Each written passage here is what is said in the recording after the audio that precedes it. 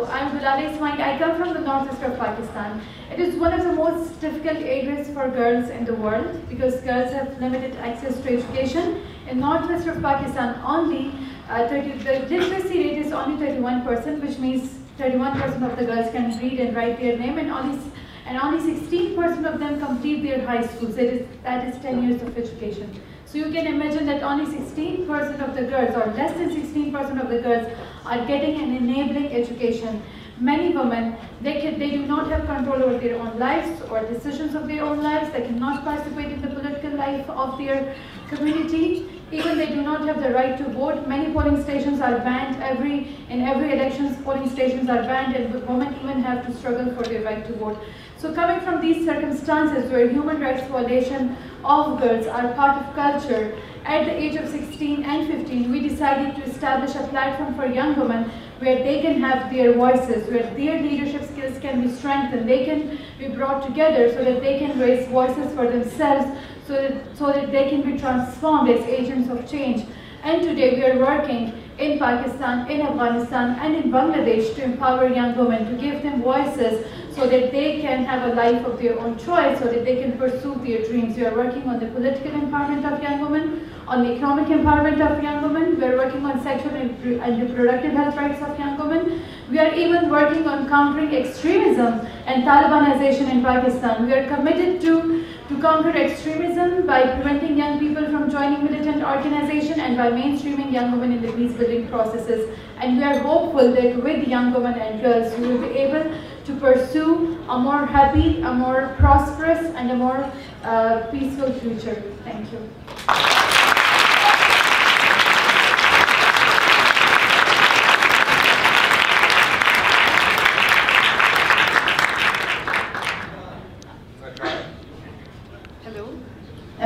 Is this my voice audible? Okay, fine. Well, my name is Cybersecurity, and I'm one of the founders and working as Executive Director of Aware Girls. We envision a world where women's rights are equally respected as human rights, and where every girl has right to education. We are working that every girl has the opportunity for economic empowerment, and where every girl has the power and right to decide about her life and about her body. We are working on different thematic areas that include political empowerment of young women. We are also working on economic empowerment of young women and promoting youth activism to moderate religious extremism in the northwest of Pakistan.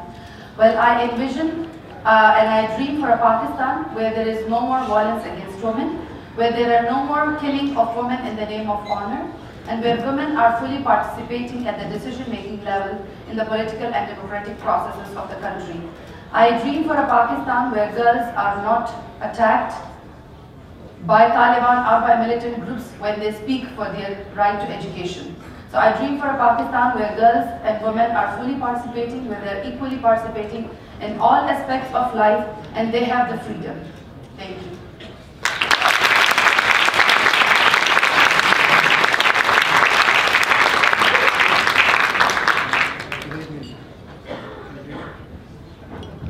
Okay. My name is Saad Husseini. I'm originally from Afghanistan. We own 15 or 20 media companies across the region in South Central Asia as well as the Middle East. We reach approximately 100 million viewers on a daily basis. We produce about 15-20 hours of content daily. We operate in some of the most difficult countries that you can imagine, including Yemen, where we opened an office 2 weeks ago. Iraq, where we're going into in about 3 months, in Iran, and parts of South Asia.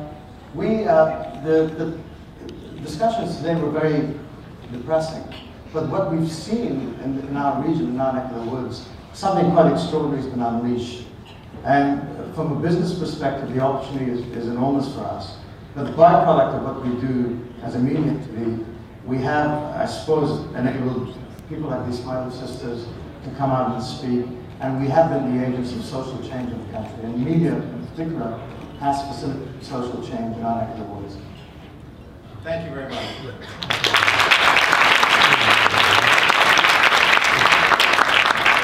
My name is Hannah Gaddy. I'm a pediatrician at the University of Mississippi Medical Center in Jackson, Mississippi. And I treat children who have been exposed to HIV at birth. My job is actually to prevent transmission of HIV from mother to infant. We do that by treating HIV-infected moms during pregnancy. About 3 years ago, we had an unusual case. A baby was born to a mom who did not know that she was HIV infected, and so we could not treat her during pregnancy. So I chose to start 3 drugs, aggressive therapy on this baby at birth in an effort to prevent her from being infected. As it turns out, I failed it at my chore because she was infected prior to the delivery. So she remained on the therapy. I anticipated that she would remain on therapy for a lifetime, which is standard for our infected children. But her mother chose to stop her drugs at about 18 months of age. And much to my surprise, her virus did not rebound. I couldn't figure it out, so I called in the experts and called Dr. Lizuriaga at the University of Massachusetts and Dr. Prasad at Johns Hopkins University. They have been the brains of this operation in doing the ultrasensitive testing to try to find out what is happening with this baby.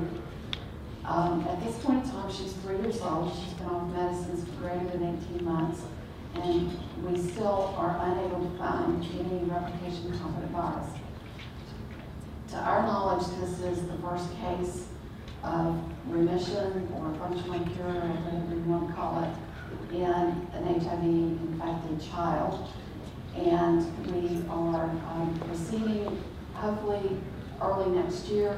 There will be some international studies starting to see if this is an outcome that can be replicated in other babies.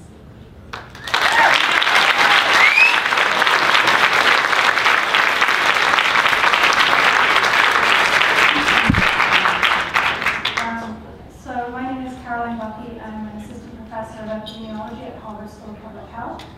I'm an infectious disease epidemiologist, and my main focus is malaria. So this is an infection that is treatable, preventable, but it still kills 1 million children a year, more or less. And one of the biggest challenges to controlling and ultimately eradicating the disease is in trying to understand how the disease spreads. And so we've started to use mobile phone technology, satellite images, and mathematical models along with clinical data to try and map the spread of infection, target our surveillance programs more effectively, and map the spread of genetic variants of the bug that will be resistant to drugs.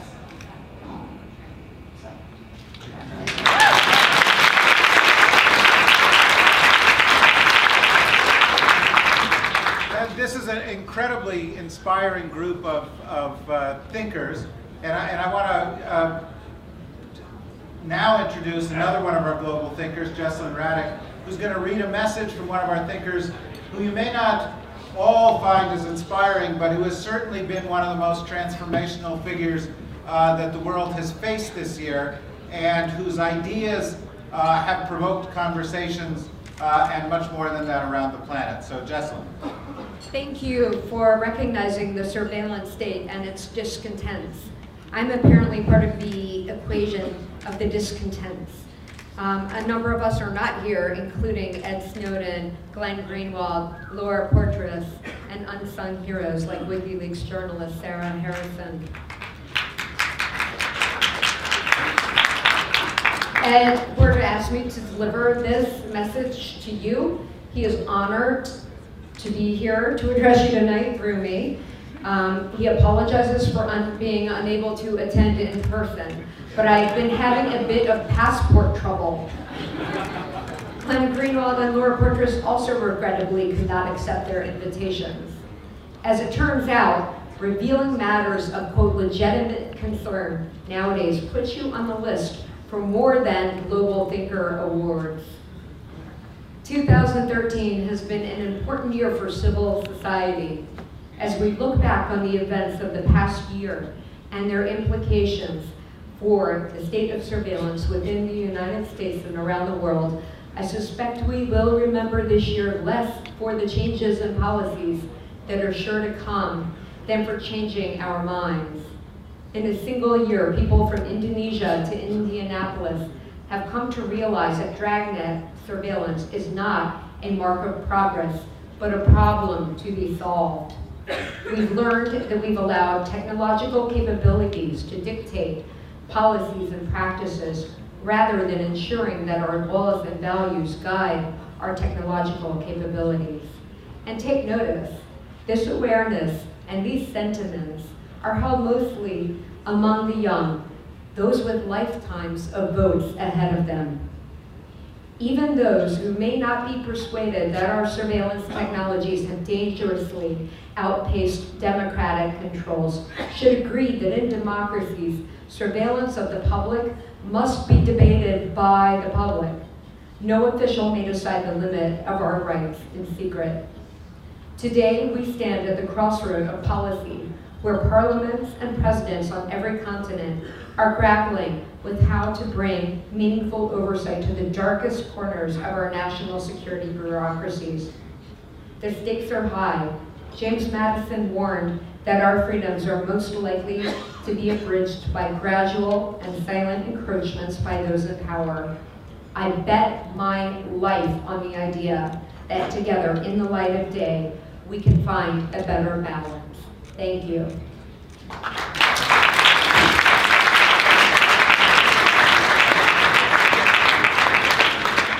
Hello, my name is Dimitri Alperovich. I'm the co-founder and chief technology officer of a security company called CrowdStrike. And as Mr. Snowden has highlighted, nation states are one of the most prolific actors in the realm of cybersecurity and cyber intrusions. And unfortunately, the US government is not the only player in this field. And I have spent my career tracking intrusions by Chinese PLA actors, by the Russian FSB, the Iranians, North Koreans, and others. And the consequences of the espionage that they're conducting are quite dire, not just to civil liberties, but literally to the lives of people that are in the dissident community, the human rights community, that are being identified, whose communications are being tracked, and who literally lose their lives or freedom as a result of the intrusions that are being conducted by these nation states, as well as to the global companies that are being penetrated by these states for the purposes of exfiltrating intellectual property and trade secrets, and empowering particularly China, to grow as an international player unfairly through the theft of information that they've been conducting on a truly unprecedented scale in terms of history. And our company has focused really on not the symptoms of the problem that really the security community has focused on for the last 15 years, but the problem itself, which is the actors themselves. And we fundamentally believe by shining the light on these actors, the individuals that are involved, the organizations, the military units, and bringing them to justice by engaging them actively, feeding them misinformation, engaging in counterintelligence and containment strategies, you can actually affect the change. By engaging in deterrence as opposed to trying to play whack-a-mole strategy, fielding every attack and trying to block it, which is a losing proposition in the physical world. We would never dream to deal with any security problem by only playing defense and trying to counter every attack. It hasn't worked in the physical world. It cannot possibly work in cyberspace. We can only win this battle by engaging the atmosphere and shining the light on it. Thank you very much. I have to say, I'm not going to ask Tom Friedman to introduce himself to a crowd of people in Washington, because you all know Tom Friedman. And I, by the way, personally have a suspicion that Secretary Kerry changed half his speech because Tom was sitting 10 feet away, and all of a sudden I heard themes from Tom's articles on infrastructure and energy working their way into the speech. What I thought I'd do, because Tom is on our list again, because he has interpreted so well some of these trends and anticipated some of their impacts, that I'd exchange a couple of question and answers with Tom to try and put some of this in perspective. By the way, one of the reasons Tom is on the list this year, and he's been on before, was that there was a study done of the leadership in China asking what they were reading. And the only Western book that all of them were reading was by Tom. So if you talk about leading thinkers, you talk about ideas that are changing the world, that's one of the ways that you do it. But one of the things that sets your books apart is that you go and write about foreign policy without talking predominantly to politicians. That you talk to people like the people here on this panel who are focusing on technology or medicine or climate or media or women's rights. And so I imagine as you were listening to this, some of this was resonating, that this is really what's changing the world. And I'm wondering how hearing it resonated with you. Well, I'd say a couple things, David. First of all, it's a treat to be back here. Thank you very much. And it's an honor to be on this panel. And a couple things really struck me. One is something I've been saying about the Arab world and having spent the last 3 years covering the Arab Spring. One of the things that has really struck me is that you could really interpret Middle East history, modern Middle East history, or the history of the last 30 years in the form of duopoly. So it was the military against the Muslim Brotherhood in Egypt. It was the pragmatists against the ideologues in Iran. It was Israelis versus Palestinians, or Labour and Likud in Israel, and Hamas and Fatah among the Palestinians. There are all these duopolies that basically really shape so much of our coverage. And I would say one of the things I've really learned, I just finished doing a documentary on climate change in the Arab Spring, is that there are two new powerful forces that you will not be able to explain Middle East politics. And as I listened to this panel, global politics, whether it's in Pakistan or Latin America, there are two new players on the scene. One is Mother Nature, and the other is the emergent citizen. And the emergent citizen we have now seen from the Green Revolution in Iran, through Tahrir Square, through Taksim Square, to tonight in Ukraine, to Edward Snowden, to the doctors and the activists here. We are seeing super empowered individuals now really becoming critical actors on the world stage, and you simply can't cover the news or explain the news without reference to them. And one of the things that strikes me is that there is a resistance to accepting some of this on the part of the professional policy community. In other words, if you go to the professional policy community and say, I want to talk about the future of technology, or I want to talk about the future of biomedical sciences, or I want to talk about the future of women, you are sent off to a small, underfunded office with a junior official who doesn't think, yes, we're doing it. We have a women's office. It's down at the end of the hall. It's not treated as an issue of the freedom and rights of the majority population of planet Earth. Just as technology is not treated as something that for the first time in human history is going to literally connect every human being on the planet in a man-made system, and thus transform what the nature of society is. And I think Washington's missing the point. I think a lot of governments are. Is that your experience? Yeah, well, I think that I think the world went through a giant inflection point in the last decade and a half that I think is a Gutenberg scale moment. And the way I've been describing it in my own column is that I think we went actually from connected to hyper-connected, and from interconnected to interdependent. That is difference of degree. That is a difference in kind. And I think that shift was disguised by post 9/11 and by the subprime crisis, but it is shaping and reshaping every government, every institution, every academy, every company. Everyone's having to adjust to it. And the upside of it is that we now have individuals able to compete, connect, and collaborate as individuals at a speed, scope, and scale that I just don't think we have seen before, and it's only going one way. I always remind people that I wrote The World's Flat in 2004. When I wrote The World's Flat, Facebook didn't exist. That's how much change has happened, just in the last 7 years. So what's exciting to me is a moment ago I was having a conversation with somebody, and we were talking about organizations or entities on the planet that you could measure in a billion. There's a billion Chinese, there's a billion Indians, there's a billion Muslims, there's a billion Catholics, and there's a billion people on Facebook. And there are not many other groups that you can measure in a billion like that. Well, listening to the young men and women on this panel too, and I'm 60 now, so everyone's young to me, is that it really reminds me when I was first working on the issues that went into The World is Flat. What actually made that possible was the world got connected enough, back in the year 2000, that American companies were able to leverage that much connectivity in order to basically connect to a concentrated pool of Indian engineers to solve our big problem at the time. And our big problem at the time was Y2K.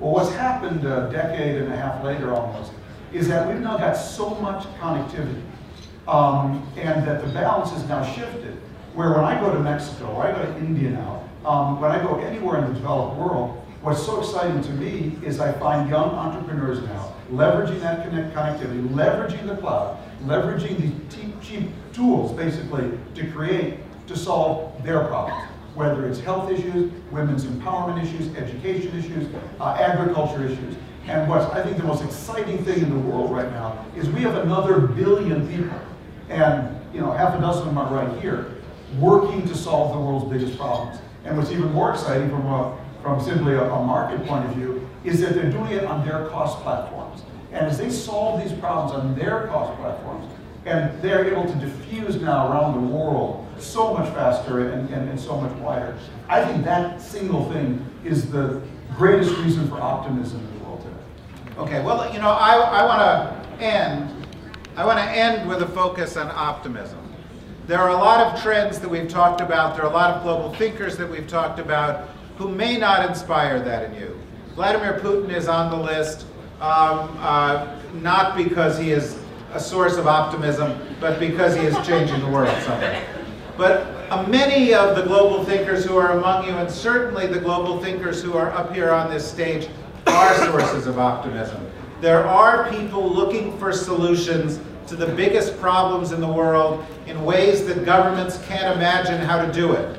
Whether it's finally getting around to empowering the majority population of the planet Earth by getting them educated, by getting them involved in civil society, by ensuring that they have a political voice, whether it's using technology to re-empower the people who in the past were too diseased to compete, who were left out of the system because they couldn't find the cure for the diseases that they needed, whether it's using technology to connect in new ways, or to fight back against intrusion in their lives and to stand up and to say, we have fundamental information rights in the information age that are not contained in our constitutions.